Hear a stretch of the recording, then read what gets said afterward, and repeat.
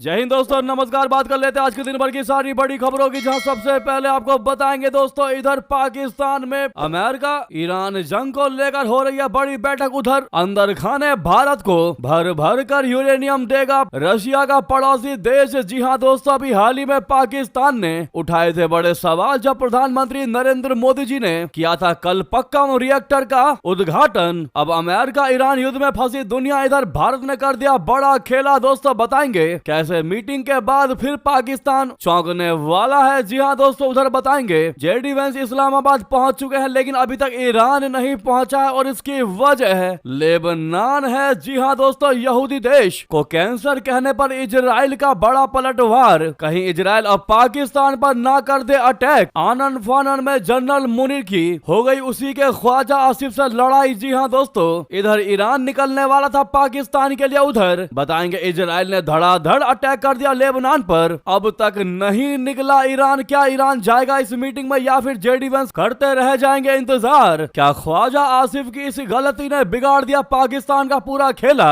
क्या है बड़ी जानकारी दोस्तों। उधर लश्कर तैयबा के आतंकी ने फिर माना पहलगाम हमले में अपना हाथ। ईरान अमेरिका बातचीत पर दिया बयान। क्या कहा साथ ही साथ दोस्तों आपको बताएंगे। इधर ईरान अमेरिका जंग के बीच फंसी दुनिया। उधर वॉशिंगटन में भारत की सबसे बड़ी बैठक, किस चीज को लेकर होने वाला है ये मीटिंग दोस्तों, क्या है इसके मायने, बेहतरीन से बेहतरीन जानकारी आपको विस्तार से बताने वाले हैं। बस आप वीडियो के लास्ट तक यानी अंत तक बने रहिएगा। और खबरों में आगे बढ़ने से पहले देश भारत की संप्रभुता अखंडता का पुरजोर समर्थन करते हैं तो वीडियो को लाइक करके चैनल को सब्सक्राइब करके बेल आइकन दबा के कमेंट में जय हिंद अवश्य कह दीजिएगा। बात कर लेते हैं पहली सबसे बड़ी खबर की, जहां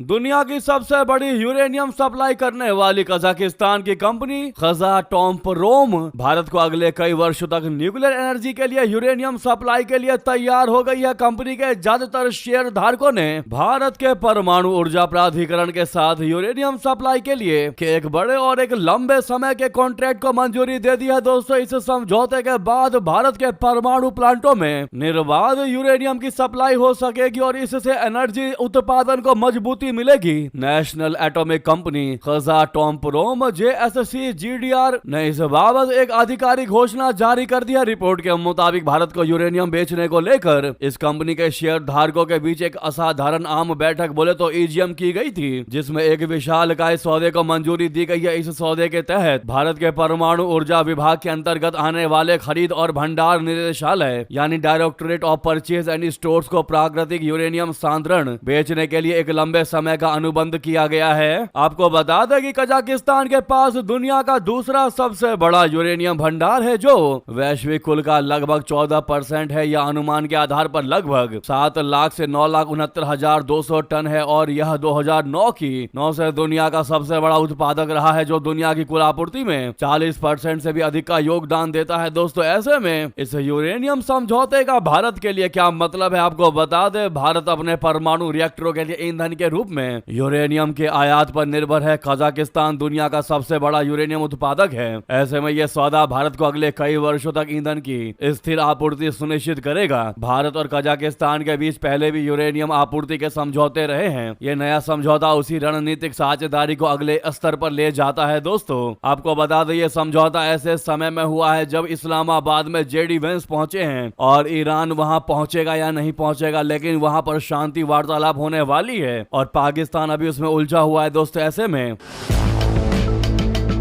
यह खबर की टाइमिंग इसीलिए और ज्यादा खास हो जाती है क्योंकि अभी हर किसी का ध्यान इजराइल अमेरिका ईरान युद्ध में फंसा हुआ है दोस्तों, और भारत दूसरी तरफ लगातार यूरेनियम पर बड़ा खेल करता दिखाई दे रहा है। दोस्तों अब देखना यह होगा पाकिस्तान को जब यह खबर पता लगेगी उसके बाद उसका क्या रिएक्शन रहता है। दोस्तों वो देखने वाली बात रहेगी, क्योंकि आपको याद होगा जब कलपक्कन रिएक्टर में पहुंचे थे प्रधानमंत्री मोदी जी, उस समय पाकिस्तान ने उंगली उठा दी और कह दिया कि भारत इससे परमाणु बम बनाएगा। आखिर किसने मंजूरी दे दी? भारत ने अंतरराष्ट्रीय कानून को भी नहीं माना। ऐसे ऐसे गंभीर आरोप लगाए हैं दोस्तों पाकिस्तान ने, वो भी तब जब सिर्फ भारत ने सिर्फ प्रोटोटाइप ही तैयार किया था। लेकिन अब जब भारत यूरेनियम खरीदेगा दोस्तों और ये खेप भारत पहुंचेगी, अब पाकिस्तान का क्या रिएक्शन रहने वाला है वो देखने वाली बात रहेगी। इसीलिए जो भी चैनल पर पहली बार आए हैं सब्सक्राइब करके बेल आइकन अवश्य दबा लीजिएगा और जो लगातार देख रहे हैं वो वीडियो को लाइक करना मत भूलिएगा। अभी तक लाइक नहीं किया है तो वहीं आपको बता दें दोस्तों चौंका देने वाली खबर। इधर पाकिस्तान के इस्लामाबाद में जेडी वेंस पहुंच चुके हैं। उधर पाकिस्तान के रक्षा मंत्री ने ऐसा बयान दे दिया जिसके बाद इजराइल भड़क गया दोस्तों, और उसने लगातार लेबनान पर अटैक करने लगा, जिसके बाद मच गया पाकिस्तान में तहलका। यहूदी देश को कैंसर कहने पर इजराइल ने बड़ा पलटवार किया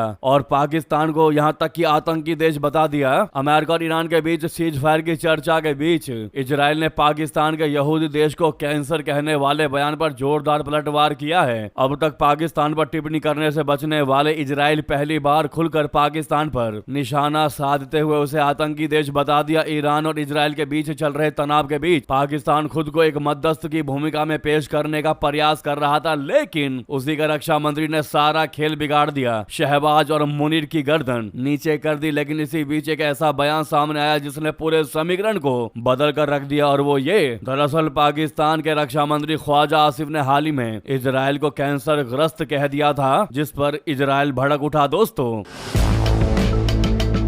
पाकिस्तान के इस बयान पर इजराइल को यह टिप्पणी न सिर्फ अपमानजनक लगी बल्कि ऐसे समय में बेहद गैर जिम्मेदाराना भी, जब पाकिस्तान खुद शांति स्थापित करने की बात कर रहा है। इजराइल ने पाकिस्तान को कड़ी फटकार लगाते हुए साफ कर दिया कि इस तरह की भाषा किसी भी तरह की कूटनीतिक कोशिशों को कमजोर करती है। उसने ये भी संकेत दिया कि अगर कोई देश सच में मध्यस्थ बनना चाहता है तो उसे निष्पक्ष और संतुलित रवैया अपनाना होगा। अब आपको बता दे दोस्तों, ख्वाजा आसिफ के इस बयान के बाद इजराइल के गुस्से को देखकर पाकिस्तान में गया खौफ। पाकिस्तान को लगा कि इजराइल अब पाकिस्तान पर अटैक कर देगा, जिसके बाद पूरी फौज उतार दी गई पाकिस्तान में, खास करके इस्लामाबाद में। लेकिन हुआ कुछ ऐसा दोस्तों कि पाकिस्तान पर तो अटैक नहीं कर सकता इजराइल, क्योंकि फिलहाल अमेरिका के उपराष्ट्रपति जेडी वेंस वहां मौजूद है। लेकिन उन्होंने ताबड़तोड़ फायरिंग शुरू कर दी, ताबड़तोड़ अटैक शुरू कर दिया लेबनान पर, जिसके बाद ईरान हो गया नाराज और ईरान ने पाकिस्तान में शांति वार्ता के लिए जाने के लिए कर दी आनाकानी। अब तक नहीं पहुंचा कोई भी ईरान का डेलीगेशन, यानी कि दोस्तों पाकिस्तान की राजधानी इस्लामाबाद में ईरान को लेकर शांति वार्ता के शुरू होने का इंतजार है। जेडी वेंस लगातार घड़ियां देख रहे हैं, ईरान से कांटेक्ट करने का प्रयास जारी है। उधर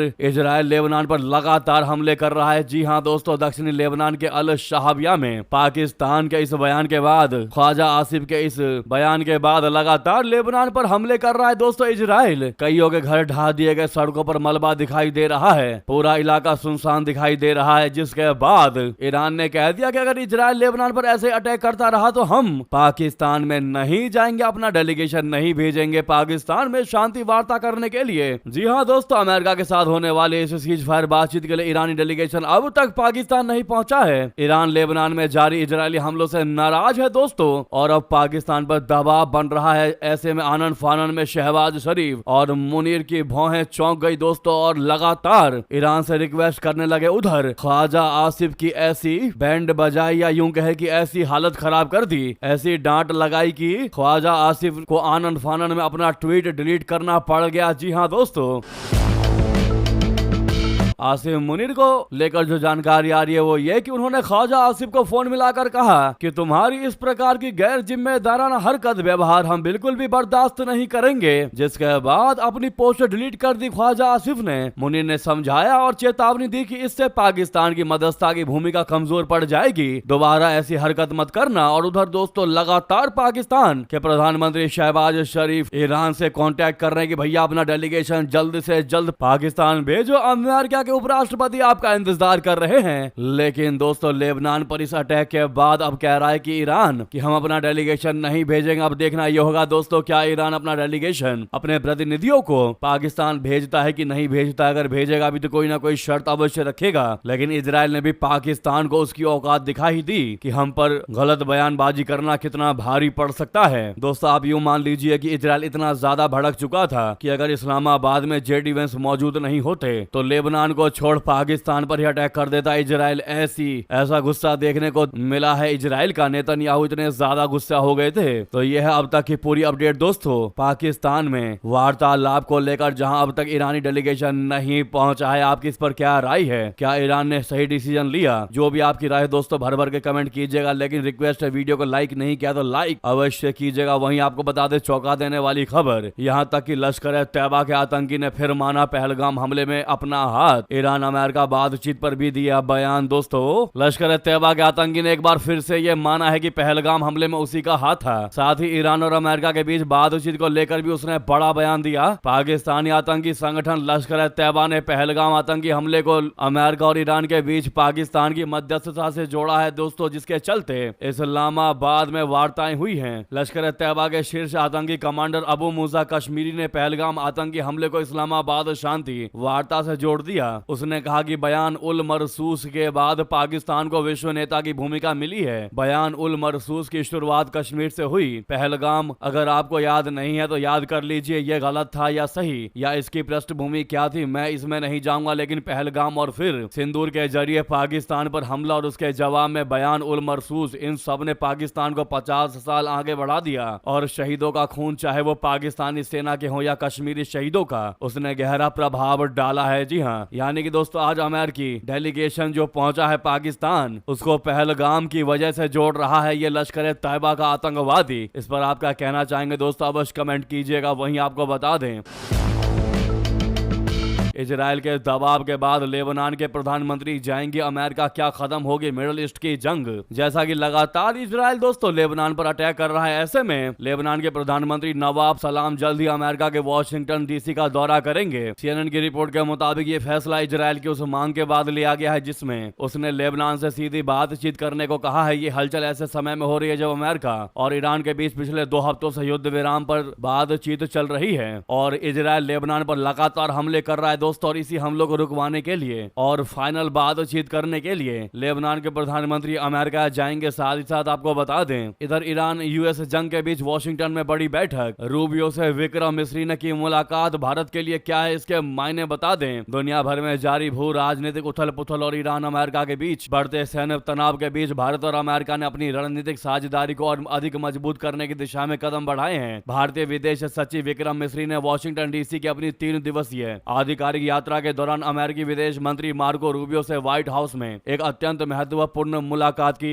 यह बैठक ऐसे समय में हुई है जब अमेरिका का पूरा ध्यान मध्य पूर्व की गंभीर स्थिति और ईरान के साथ चल रहे संघर्ष पर केंद्रित है। इस चर्चा के दौरान दोनों देशों ने न केवल द्विपक्षीय संबंधों की समीक्षा की बल्कि भविष्य की वैश्विक चुनौतियों से निपटने के लिए एक साझा रणनीति पर भी विस्तार से विचार विमर्श किया। विदेश सचिव विक्रम मिस्री ने अपनी यात्रा के दौरान केवल मार्को रूबियो ही नहीं बल्कि अमेरिकी प्रशासन के अन्य वरिष्ठ अधिकारियों से भी मुलाकातें की हैं। उन्होंने अमेरिकी उप विदेश मंत्री क्रिस्टोफर लैंडो और राजनीतिक मामलों के अवर विदेश मंत्री एलिसन हुकर से अलग अलग चर्चा की। क्रिस्टोफर लैंडो के साथ बैठक में फारस की खाड़ी की मौजूदा स्थिति और अन्य क्षेत्रीय एवं वैश्विक मुद्दों पर गहराई से विचारों का आदान प्रदान किया गया। वहीं आपको बता दें दोस्तों, कुवैत पर हमले से ईरान ने कर दिया इनकार, कह दिया मैंने कोई भी हमला नहीं किया कुवैत पर। पक्का ये इजराइल या अमेरिका का ही काम होगा और हमको बदनाम करने का प्रयास होगा। दोस्तों वाकई में वर्ल्ड डिप्लोमेसी कहां से कहां तक जा सकती है वो आप इस खबर से समझ सकते हैं। मिडल ईस्ट में सीज फायर के बावजूद हालात स्थिर होते नजर नहीं आ रहे हैं। कुवैत और सऊदी अरबिया ने गुरुवार को अपने बड़े ठिकानों पर हमले होने की जानकारी दी है। हालांकि ईरान ने इन हमलों में खुद का हाथ होने से इनकार किया है और इन हमलों के लिए इजराइल को या फिर अमेरिका को जिम्मेदार ठहराया है। ईरान का कहना है कि अगर हमने हमला किया होता तो हम हमला करने से मना भी नहीं करते, हम छुपा हुआ काम नहीं करते हैं। कुवैत ने दावा किया था कि उस पर ईरान और उसके समर्थित समूहों ने हमला किया है। वहीं सऊदी अरब ने भी पुष्टि की है कि उसकी ईस्ट वेस्ट पाइपलाइन को हाल ही में नुकसान पहुंचाया गया है। अब दोस्तों गौर करने वाली बात यह है कि जब ईरान ने हमला नहीं किया तो फिर इजराइल ने क्या पता ऐसा हमला करके ईरान को बदनाम करने का प्रयास किया हो और इजराइल ना चाहता हो कि सीज फायर हो और इसीलिए उसने कुवैत पर अटैक किया हो। ऐसा हो सकता है दोस्तों, क्योंकि अमेरिका बेशक सीज फायर करवाने में जुटा है लेकिन ईरान पर इजराइल कहीं ना कहीं अपनी बात मनवाना चाह रहा है और इस सीज फायर के साथ वो जाता नहीं दिखाई दे रहा और वो नहीं चाहता कि सीज फायर हो। यानी इजराइल कहीं ना कहीं यहाँ बड़ा गेम खेलता नजर आ रहा है। दोस्तों